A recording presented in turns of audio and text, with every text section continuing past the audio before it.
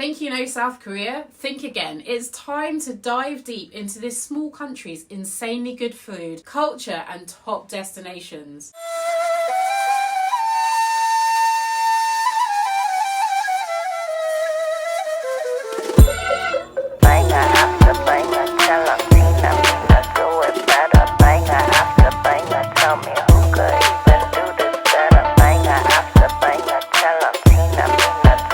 Stop wasting your time juggling millions of videos, blogs, and if you're like me and your old school books, trying to come up with your itinerary for your time in South Korea. I'm Juliana Barnaby of The Discoveries of. Buckle up because I'm about to take you on an insane 10-day South Korea itinerary. Let's go. We're kicking things off with days 1 to 4 of the South Korea itinerary in Seoul. Few cities in the world balance old and new as well as Seoul. That's facts. So where better to start your South Korea itinerary than in the country's capital city? During the course of these 3 days, we're going to plunge into Seoul's whirlwind of landmarks, trendy spots, historical treasures, and yes, those secret corners only the locals whisper about. P.S. I'm going to be doing an in-depth video of my time in Seoul with recommendations for all of the things that you need to know, so subscribe to make sure that you don't miss it. In the meantime, here are the places you need to visit during your first couple of days. First up, visit Jeonju Palace. Our time in Seoul kicks off at the Jeonju Palace, a jewel in the crown of Seoul's rich heritage. Seoul has always been the focal point for power in South Korea, which explains why, by the early days of the Joseon dynasty, the city boasted not 1, not 2, but 5 grand palaces. And you guessed it, Jeonju was one of them. I'll level with you, Jeonju is not as famous as some of the other royal palaces in Seoul, but it was my favourite for a couple of reasons.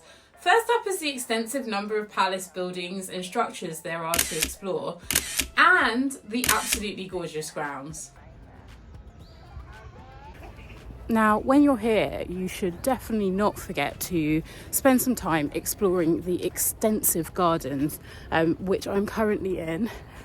Really beautiful. I mean, if you can time your visit for autumn, I have to say this is a really beautiful time to be in South Korea and definitely in Seoul, because it feels like everywhere you're surrounded by the changing leaves. It's really beautiful and a perfect time to really be exploring the gardens, but I imagine they're just actually stunning at any time of year. So do make sure that you set aside a couple of hours, some time to explore the palace and then just to stroll around. It was originally built as a secondary royal residence and then later became the heart of the royal court. In fact, if you really want to get a glimpse into Korean royalty, you should make a beeline for the Marks building, where you can attend a historical 60th birthday party for the emperor's mother via AR. How cool is that? You know, most of the time when you go to these historical buildings, although you can appreciate the history, you really don't have any tangible context for the ways in which they were used or the people who lived there. And I think that using AR to thrust you into the centre of Korean royal life of centuries past is an absolutely fascinating way to help you interact with the buildings.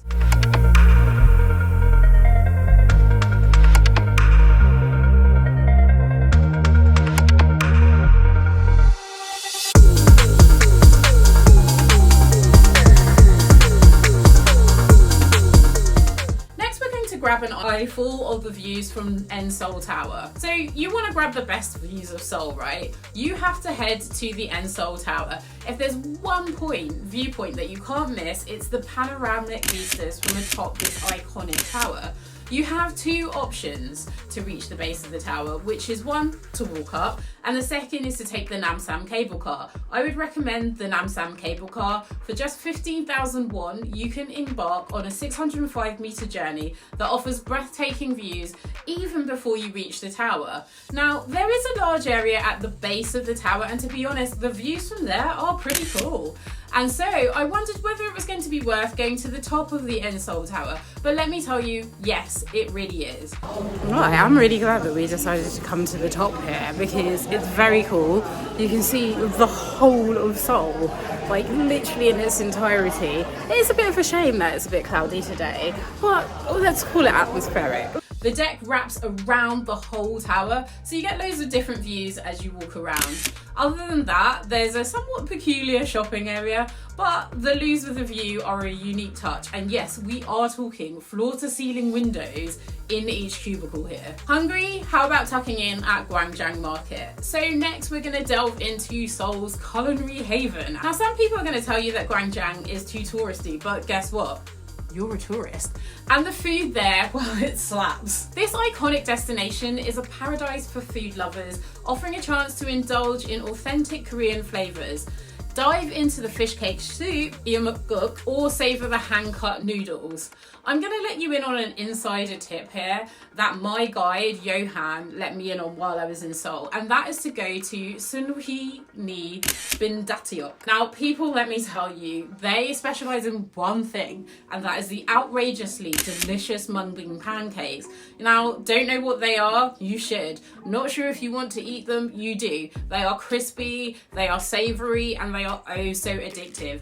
Now, go early or go late because the lunch rush is real. Next up on the itinerary is Bukchon Hanok Village. This is a living museum of traditional Korean homes, some of which are over 500 years old.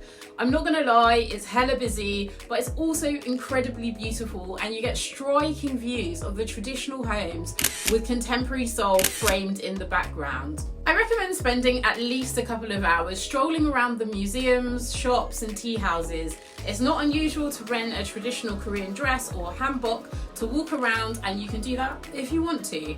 But please do remember, this is a functioning neighbourhood. Some of these are people's homes, so don't be draping yourself all over doorways or sitting people's windowsills and all of that other influencer in the wild behaviour that is just not that okay.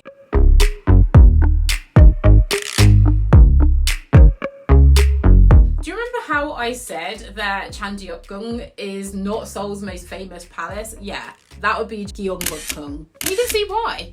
This late 14th century palace is a striking reminder of the Joseon dynasty's influence. Start at Gwanghwamun, the sprawling pagoda-style gate that greets you when you first walk up. The beautiful wood and stone building features intricate architecture and design, and if you look closely, you can even spy the statues of dragons adorning the courtyard. All right, let's go for lunch at Insadong Hangang Bulgogi Jomak. Hungry? I've got you. Now this is just a short hop away from Gyeongbokgung, serving up beef bulgogi for 18,000 won, which is £11. That is ridiculously good value because it comes with more tasty sides than you can handle. Now this place does get busy, but it's definitely worth the wait. You can often make the wait shorter by nabbing a spot at one of the traditional tables on the raised deck in the corner of the restaurant, where you eat off of a low table while sitting on a mat on the floor. Alright, that's it for Seoul for now, but we are going to finish up in Seoul at the end of this itinerary too, so I've kept a few cool destinations for later in the video as well.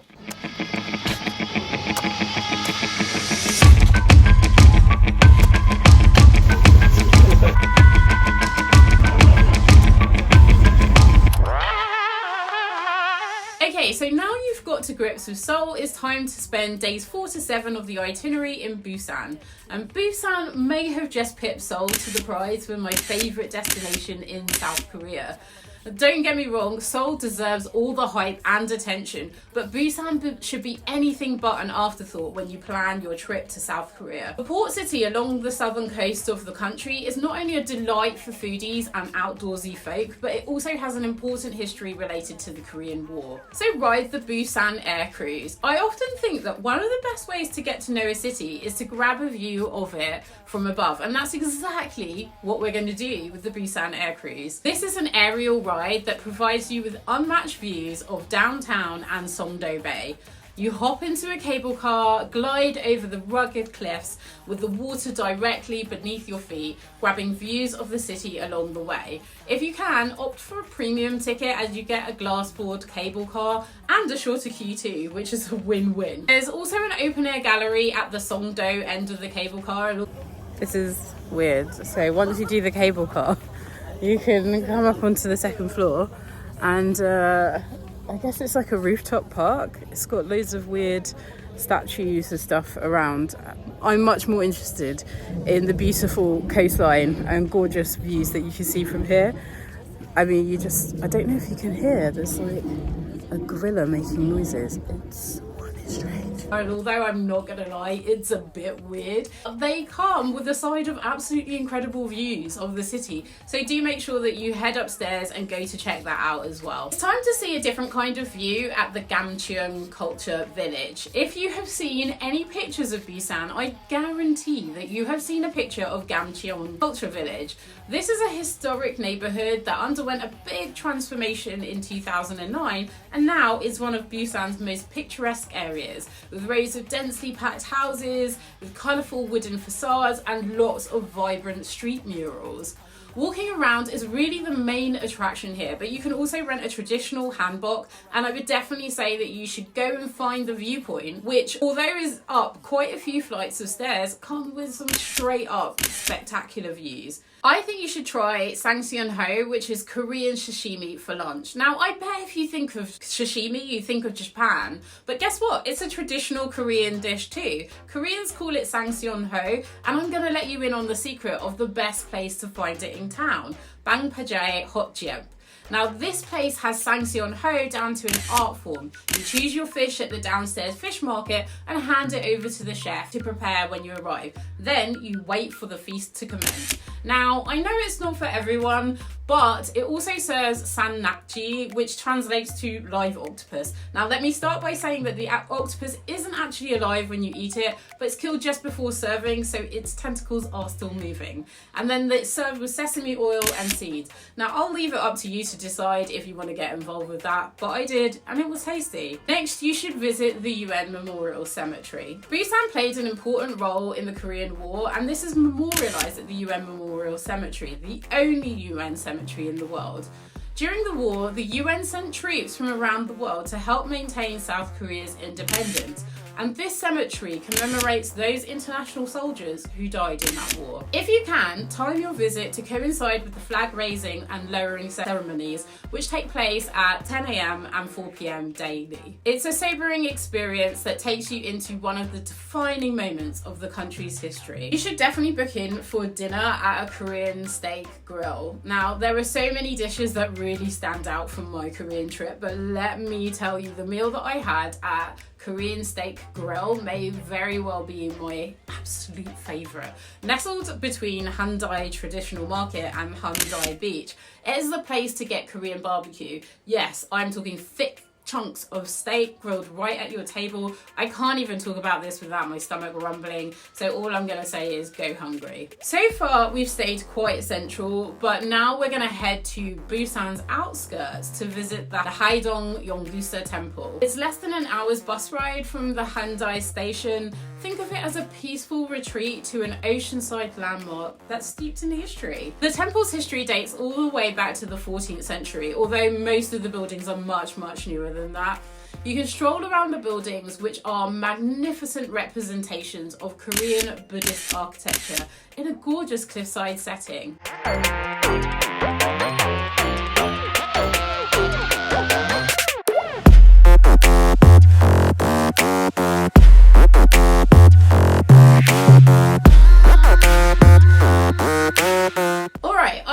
To spend days 8 and 9 of your South Korea itinerary in Jeonju, you should be.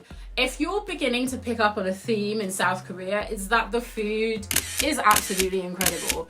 I'm not kidding when I tell you that each city I went to left me reeling about just how exciting the culinary scene was. Even so, Jeonju may have been my favourite. You'd expect no less of the place where bibimbap originated, right? Oh yeah, it's also a UNESCO city of gastronomy. That said, I was surprised by how much there is to do here besides diving into the incredible food. So yeah, Jeonju is so lovely that I would say that you can't plan a trip to South Korea without including it in your itinerary. What should you do in Jeonju? First, you should visit the Gyeongjeon Shrine, where 15th century vibes are strong and the Joseon dynasty architecture is poppin'. This place was basically built to house a 15th century selfie of King Taizhou, the dynasty's first ruler. Take your time strolling around. It's a chill spot with yet more beautiful architecture. Then you're going to explore Jeonju's Hanok village. The Jeonju's Hanok village is where it's at. Imagine strolling around in traditional Korean hanbok dress, feeling like royalty with the whole village in your runway. Don't worry about packing one, the local shops have got you covered, you can rent one out while you're in the city. Now, I wouldn't be being honest if I didn't say that I did find the whole experience of renting a hanbok and wearing the hanbok quite awkward. I'm awkward, I found it awkward. Of course, there are questions around whether it's cultural appreciation, cultural appropriation, and I was very aware of that while I was walking around, but it is a unique experience and one that provides a different way of interacting with the local environment. Would I say that you have to do it? Absolutely not. I think this is really one where you have to decide on your own preference. For me, that one time was enough, but I also know other people who do it in every single South Korean city that they visited. Now you've soaked up a bit of culture, it's time to try something different and make your own moju. Feeling crafty? Let's mix it up with some moju making. This isn't just any drink, it's a fermented Korean rice wine that will have you bragging to your friends about your newfound brewmaster skills. Now, I really loved this experience because not only had I not tried moju before the class, but it was also a fascinating insight into the process of taking the base ingredients and coming out with the finished product. And you got to drink what you made too. Win-win. Next, pop in for dinner at a pork grill restaurant. If you thought you had enough grilled meat, think again. How about Korean barbecue, but grilled pork? Yes to that, yes please.